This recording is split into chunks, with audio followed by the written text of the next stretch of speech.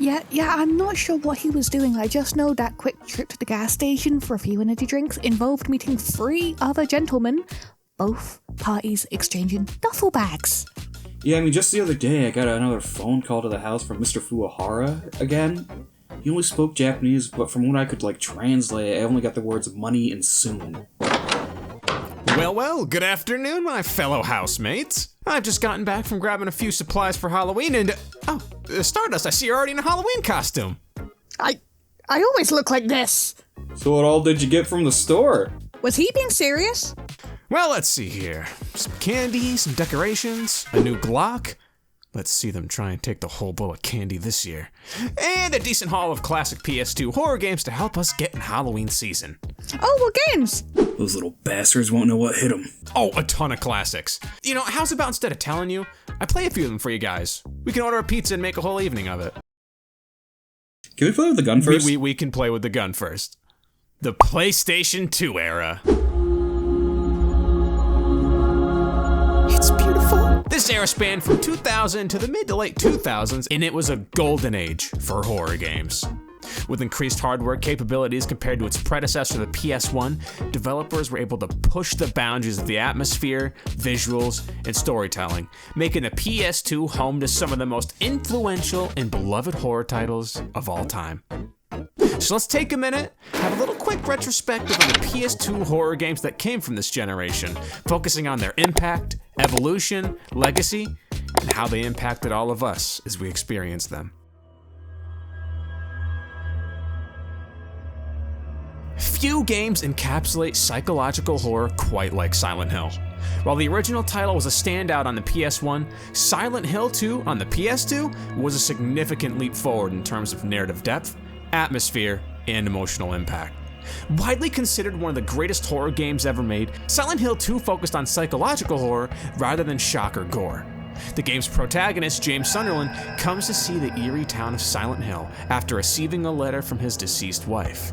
This alone sets the tone for the game's narrative, steeped in grief, guilt, and suppressed trauma. The monsters in Silent Hill 2 are not just random horrors, but manifestations of James' psyche, symbolizing his inner demons. Pyramid Head, one of the most iconic figures in horror gaming, is a representation of James's guilt and desire for punishment. This deep connection between the narrative and gameplay sets Silent Hill 2 apart, as the game constantly blurs the line between the real and the imagined. The atmospheric design of the game is masterful. The thick fog, industrial soundscape, and decaying environments of Silent Hill create a palpable sense of dread. The lack of clarity in the environment builds a feeling of isolation and paranoia.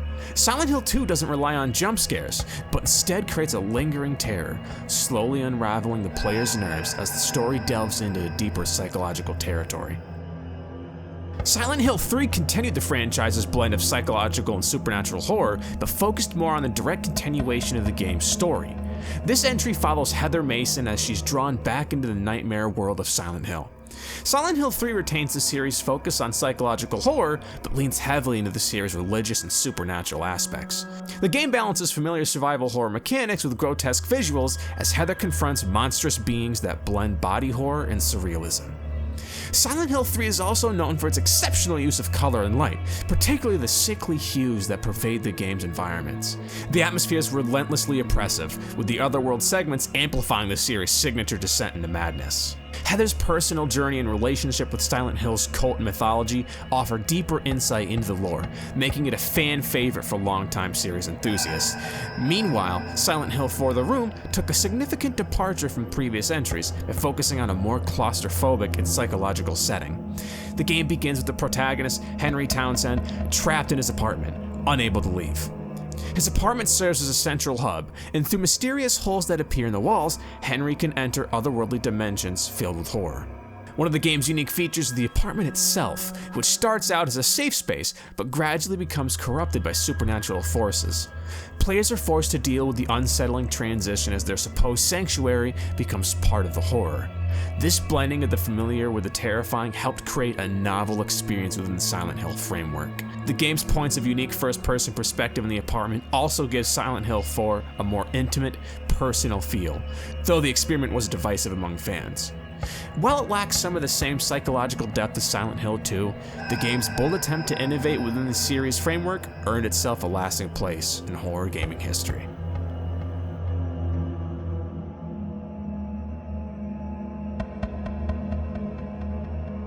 The Resident Evil series, which helped define the survival horror genre on the PS1, also made a strong impact on the PS2. Code Veronica X was an enhanced port of the Dreamcast title, continuing the traditional survival horror formula with fixed camera angles, limited resources, and a tense atmosphere. Code Veronica X marked the continuation of the Resident Evil series' classic survival horror formula. Unlike its predecessors, which used pre-rendered backgrounds, Code Veronica utilized fully 3D environments, allowing for more dynamic camera work. It was also the first game in the series to really focus on advancing the narrative, featuring Claire and Chris Redfield in a story that builds upon the larger Resident Evil lore. The game still adhered to the hallmarks of survival horror: limited ammunition, health management, and puzzle solving. Its setting, which transitions from a prison island to a gothic mansion, builds on the franchise's obsession with eerie, desolate locations. Though it didn't innovate much in terms of gameplay, its narrative depth and challenging gameplay solidified its place as a worthy entry in the series. However, it was Resident Evil 4 that revolutionized both the franchise and the horror genre itself. Abandoning the fixed camera angles and tank controls of previous games, Resident Evil 4 introduced a dynamic, over-the-shoulder camera that significantly changed how players experience survival horror. The game moved away from traditional zombies and replaced them with parasitic enemies called Genados, which exhibited more human-like intelligence, creating intense, unpredictable combat encounters. The pacing of Resident Evil 4 was also a departure from the slow, tension-filled horrors of earlier games. While it still had moments of suspense, the game was much more action-focused, with fast-paced shootouts and larger-than-life set pieces. The blend of action and horror was balanced by the resource management that fans of the series had come to expect, ensuring that while you were well-armed, there was still a sense of vulnerability.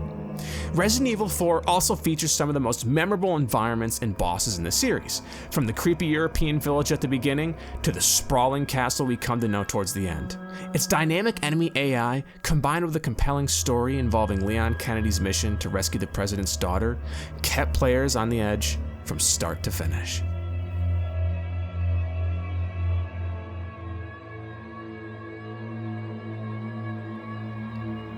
The Fatal Frame series, specifically Fatal Frame 2, or Project Zero in some regions, is the most critically acclaimed entry in the series, and for a good reason. Set in a haunted village, the game follows twin sisters Mio and Mayu as they uncover the village's tragic past. The game's use of traditional Japanese horror, combined with its unique combat mechanic, taking pictures of ghosts using the camera obscura, made it stand out in a crowded field of survival horror games. The game's atmosphere is thick with tension. The village is abandoned, decaying structures, and the unnerving sound design create an overwhelming sense of isolation and dread. The camera mechanics force players into close encounters with the ghosts, adding to the fear factor as players must wait for the perfect moment to capture spirits. The story is a key strength of Fatal Frame 2, blending elements of folklore, familial tragedy, and ritualistic horror.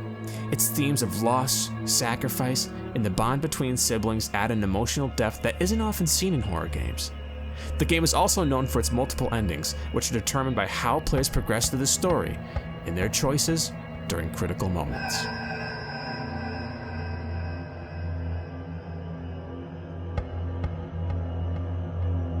Rule of Rose is one of the more obscure horror games on the PS2, but it has garnered a cult following for its disturbing themes and mature storytelling. Set in the 1930s, the game follows Jennifer, a young woman trapped in a nightmarish world ruled by a group of cruel children.